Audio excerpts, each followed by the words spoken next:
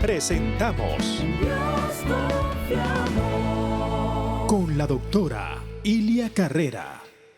Quiero irme al primer libro de Crónicas, capítulo 11, versículo 17, y dice: David deseó entonces y dijo: ¿quién me diera de beber de las aguas del pozo de Belén que está a la puerta?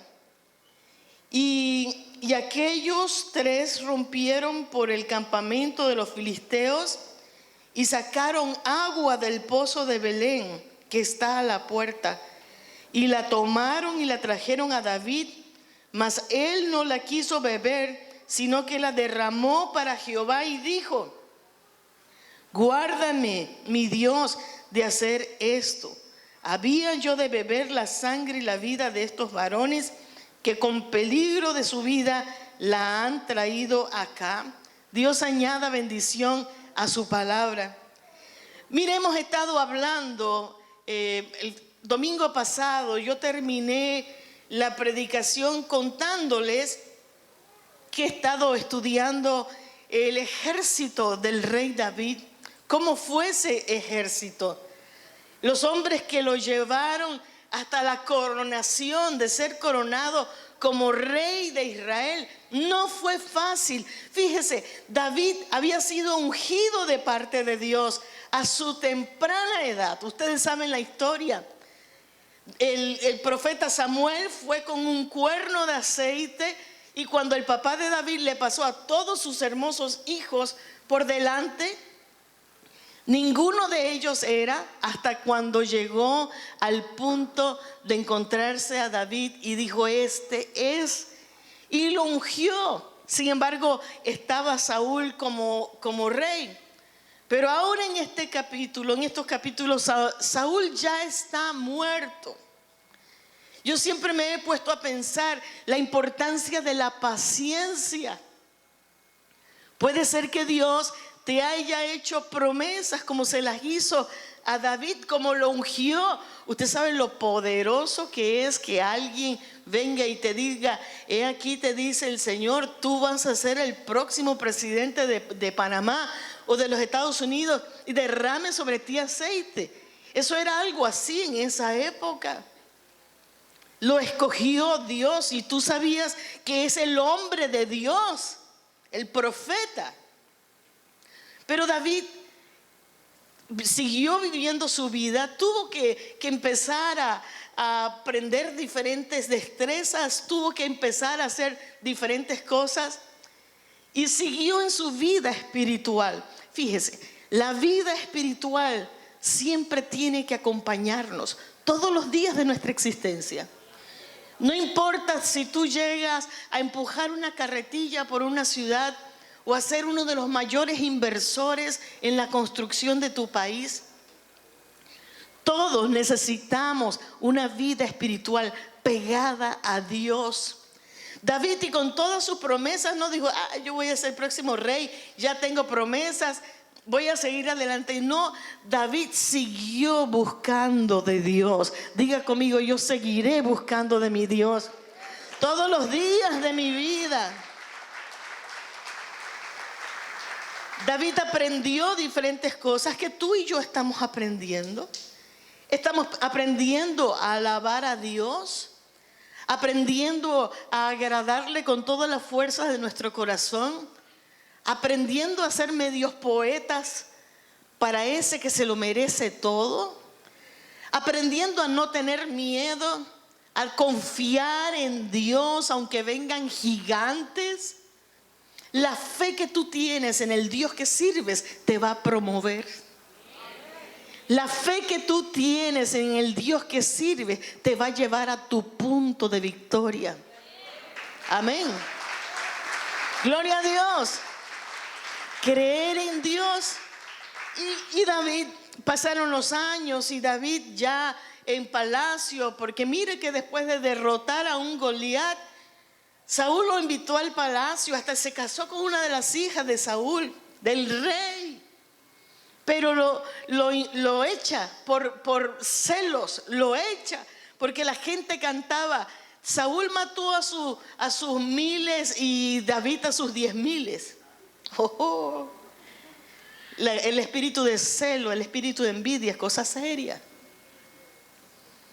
Y casi se muere. Pero allá metido en una cueva que a mí me llena profundamente de simpatía. La cueva de Adulam. Ahí en esa cueva de Adulam, huyendo de Saúl, se le añadieron hombres. Hombres como aquellos que estaban endeudados hasta la zapatilla. Hombres quizás sin mucha fama, pero se le unieron hombres que Dios le escogió para que se le unieran.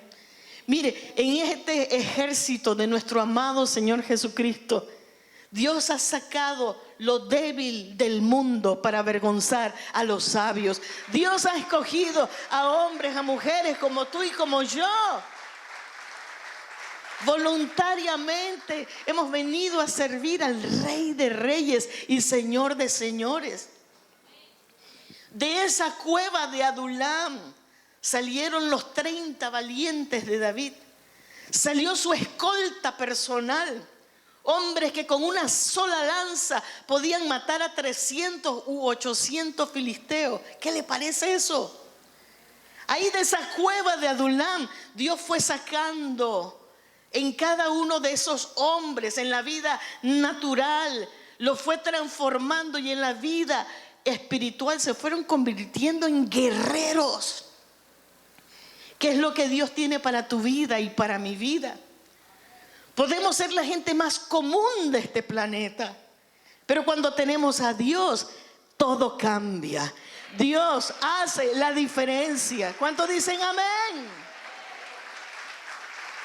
Allí se fue formando todo lo que Dios tenía. A veces nosotros queremos ver ya el palacio, queremos ver las cosas como las soñamos, pero Dios siempre nos hace pasar por un proceso para sacar lo mejor de ti, lo mejor de mí. Diga conmigo: Dios está trabajando conmigo. Y algo grande va a hacer el Señor conmigo y contigo. ¡Aleluya!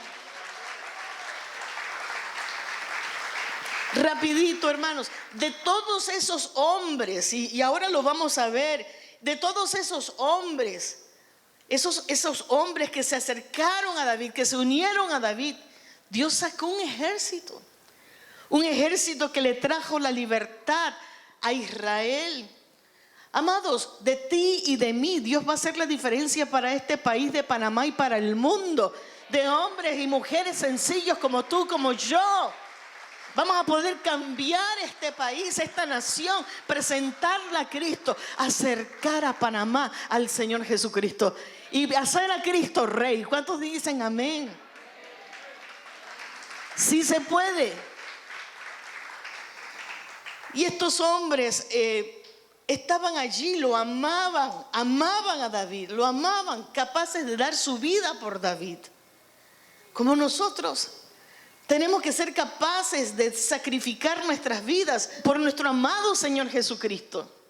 Yo le digo algo, con esto del COVID, el COVID ha probado en muchos de nosotros cuánto de verdad amamos al Señor. Yo estuve predicando hace años, 1994. Estuve predicando en Rusia. Y me acuerdo que conocí personas que decían que cuando el imperio comunista estaba en vigor en Rusia, a los cristianos les decían: si tú no niegas a Cristo, tus hijos no van a poder ir a la escuela. Y muchos dijeron: está bien, lo negamos. Otros les decían: si tú no niegas a Cristo Jesús, vas a ir preso. Y muchos negaron a Cristo Jesús. Pero esta familia me contaron y me dijeron: mi papá, ellos eran bautistas, no negó a Cristo Jesús. Así que nos contaron que tuvieron que aguantar burlas de la gente. Los botaron del trabajo a su papá. A ellas la sacaron de la escuela. ¿Cuánto estaríamos nosotros dispuestos a sacrificar por Cristo Jesús? Dese un aplauso porque usted está dispuesto. Usted cruzó la línea. Y estos hombres de David, ellos estaban allí dispuestos a hacer lo que sea por David. Fíjense que en el versículo que leímos, primero de Crónicas 11, 17, David solo deseó, diga conmigo, deseó. ¿Quién me diera a beber agua del pozo de Belén? Porque claro, él era de Belén. Como si usted estuviera en Rusia o en Francia. ¿Quién me diera a beber un chichemito chorrerano? Como aquellas personas que están fuera de sus países y alguien le manda un ajiaco o le manda una arepa venezolana pero real. ¿Quién me diera de esos? ¿Cómo pudiera comerme los tamales de mi abuela? Langostino. De esos deseos que salen de lo profundo del corazón. ¿Usted ha tenido deseos así? Le regresa un aroma y de repente dice, wow, me conectó al pasado, a mi niñez. Y David dijo, ¿quién me diera de beber? Solo deseó, lo pronunció. Y esos hombres corrieron arriesgando su propia vida, corrieron a traerle un termito, una tinajita con un poquito de ese agua que David estaba anhelando. Cuando yo leí esto dije, Dios mío, yo quiero ser como de ese ejército, que solamente tú me digas algo y yo corra a complacer lo que tú quieres. Tener esa sensibilidad hacia las cosas de Dios. Que nosotros leamos en la Biblia, oigamos simplemente que Dios quiere algo y nosotros nos deshagamos para complacer a Dios, para decirle, Señor, quiero complacer todos tus anhelos, todos tus sueños. Gloria a Dios. Yo he estado limpiando una casa que tengo. He estado limpiando la casa, trabajando en la casa. Yo vivo en un apartamento, pero esta casa la estoy limpiando, la estoy arreglando, algo especial. Y mientras la estaba trabajando me acordé de cuando yo era pequeña, mis padres tenían una casa de verano en Volcán, Chiriquí. Íbamos todo el tiempo a esa casa de verano, pero mi idea de verano era ir a pasear con mis amigas, ir a montar caballo, ir a jugar, a sentir la brisa, subir el volcán Barú.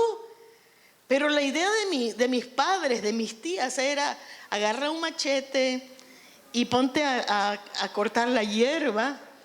Agarra un pañito y ponte a limpiar las paredes. Y yo decía, ay no, y hasta me ponía brava, fíjese. Y ayer cuando yo estaba pensando en la prédica de hoy, pensé, lo que pasa es que yo nunca entendí la visión de esa casa. Nunca entendí la visión de mis padres. Querer arreglar una casa bonita para que nosotros pudiéramos llegar y disfrutar de Volcán, de un gran verano. Pero todo lleva trabajo. Cuán importante es que nosotros sepamos que nuestra vida aquí, yo no sé cuántos años vamos a durar, pero no es la visión nuestra. Nosotros no pedimos venir aquí, usted no pagó para venir a este mundo. Dios te trajo.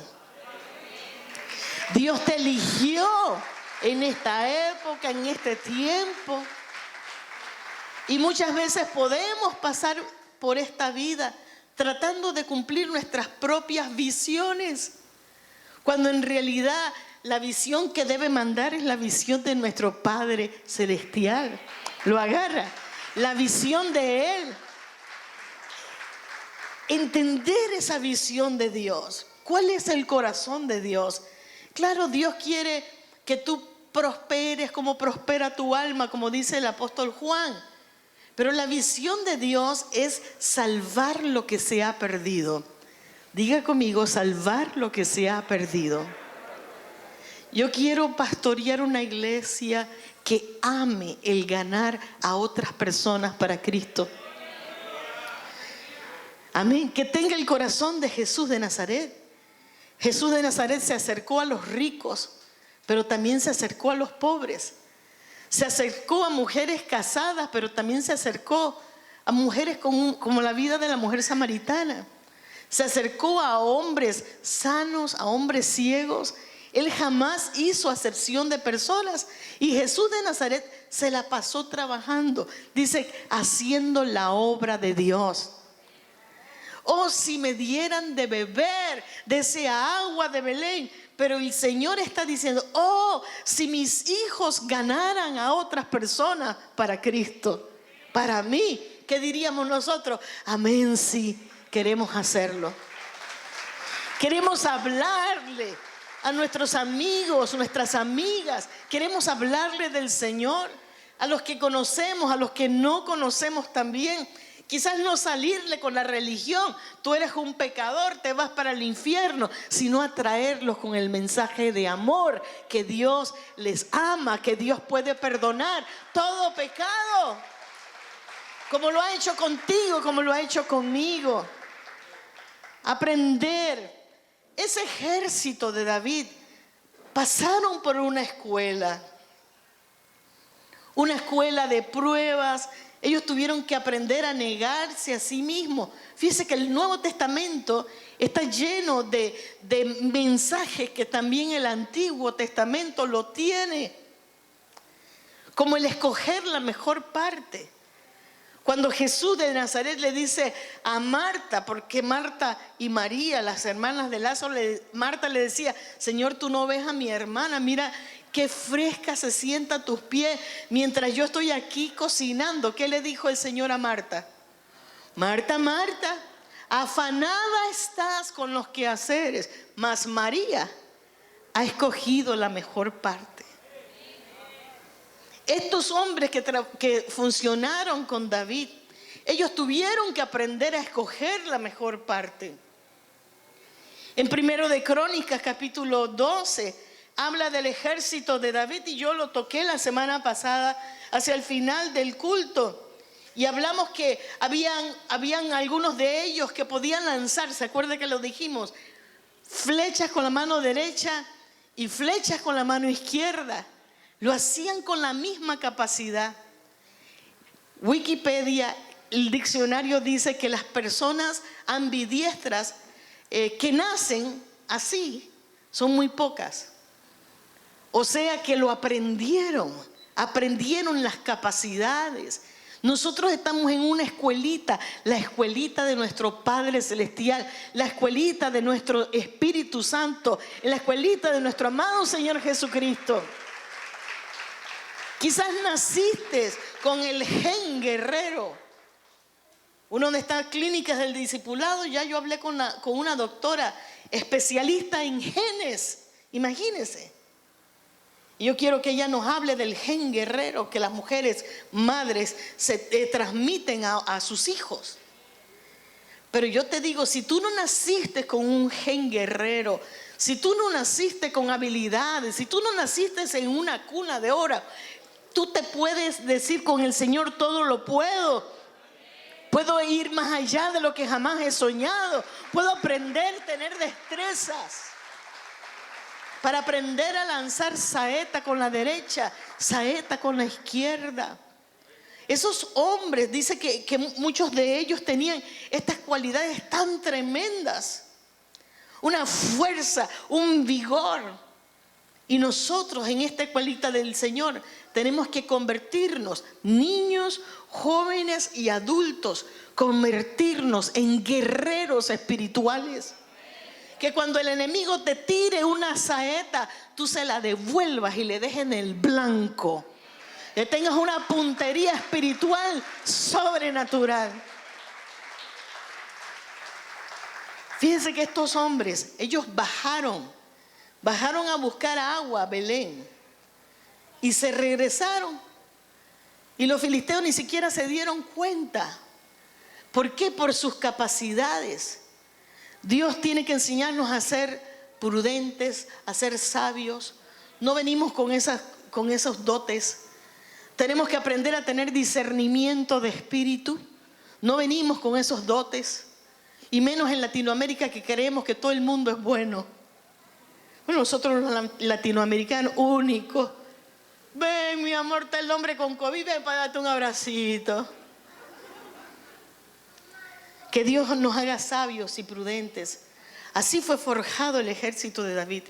Y el ejército de nuestro amado Señor tiene que ser forjado por el Espíritu Santo. Dones, talentos, frutos que tienen que ser añadidos a nosotros. Estaba hablando con una mamá en estos días y la mamá me dice, no entiendo las tareas de mi hijo. Y le ponen boberías, me dice, le ponen boberías. Y yo le dije, no es que le ponen boberías. No es la bobería que le ponen, pues.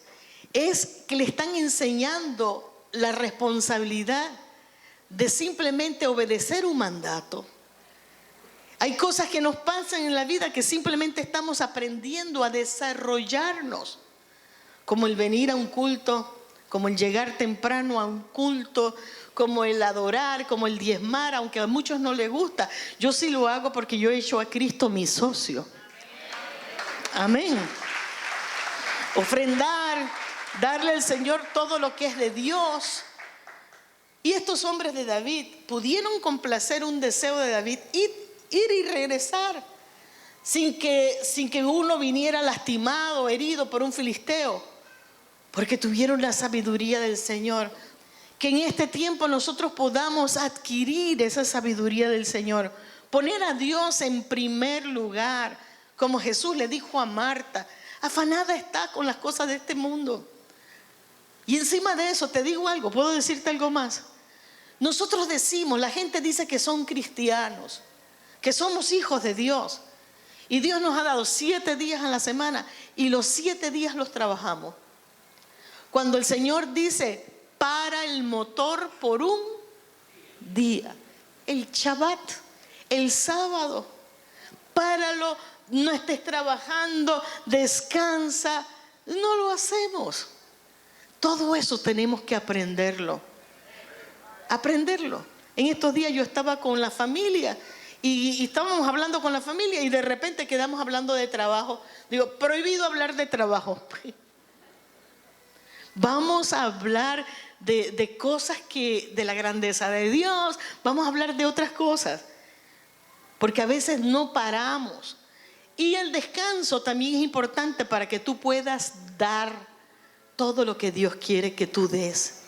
El descanso es una sabiduría que Dios regaló para que nosotros podamos vivir quieta y reposadamente y confiar en el Rey de Reyes. Amén. Gloria a Dios. Cumpla el deseo de Dios. Cumpla el deseo de Dios. Dígale al Señor, ¿qué quieres que yo haga? Cuando yo comencé esta iglesia, yo sabía que los jefes, igual que los padres, muchas veces tienen cosas que quieren que sus hijos hagan, que los empleados hagan. Pero muchas veces los empleados no quieren hacer todo lo que los jefes digan. Así que yo le dije a mi jefe, lo que nadie quiere hacer, yo quiero hacerlo para ti. Amén. Yo quiero hacerlo para ti. Y esa ha sido mi vida, mi ministerio durante toda mi vida. Todo haciendo lo que Dios quiere que yo haga. Y yo quiero dejarte eso de tarea. El Señor está así como estaba David diciendo, oh, si alguien me diese de beber, si alguien le hablara a fulano de tal, si alguien le hablara al tal político y usted está acá, que le caiga un rayo a ese hombre ladrón. Y Dios dice, yo quiero salvarlo, porque está como el último, el ladrón crucificado al lado de Cristo. ¿A quién quieres que le hable? ¿Cuáles son tus deseos, mi Padre? Espíritu Santo, háblame. ¿Qué quieres que hable? ¿A quién le hablo? ¿Qué hago? Y créame, el Espíritu Santo le va a hablar. Amén. ¿Qué tal? Tener esa condición de nuestras vidas. Otro de los puntos del ejército de David era que eran rápidos. Algunos eran rápidos como gacela, tenían cara de león también, rugían como leones. Nosotros no somos víctimas, iglesia. Con nosotros está el poderoso de Israel. Amén. El que te está diciendo, oh, si tú le hablaras, oh, si tú fueras a hablarle a fulano de tal, o si tú hicieras tal cosa. Que podamos ir desarrollándonos, no procrastinar como lo hicieron las 10 vírgenes, las 10 insensatas. Queremos ser sensatas. Ahí Jesús nos está diciendo, hay 2 clases de personas, hay 2 clases de invitados a las bodas. Los invitados que dejan todo para mañana o los invitados que lo hacen todo hoy. Amén. Señor, nosotros queremos ser de los sabios, de los que no procrastinan, de los que son ávidos para decir, ¿qué más quieres que yo haga? Estar sentados a la mesa de Cristo es un privilegio grande. Y esa es la posición que tú tienes como niño, como niña, como joven, como adulto. Estás sentado en Cristo en los lugares celestiales. Amén. Eso es un honor. Hemos presentado con la doctora Ilia Carrera.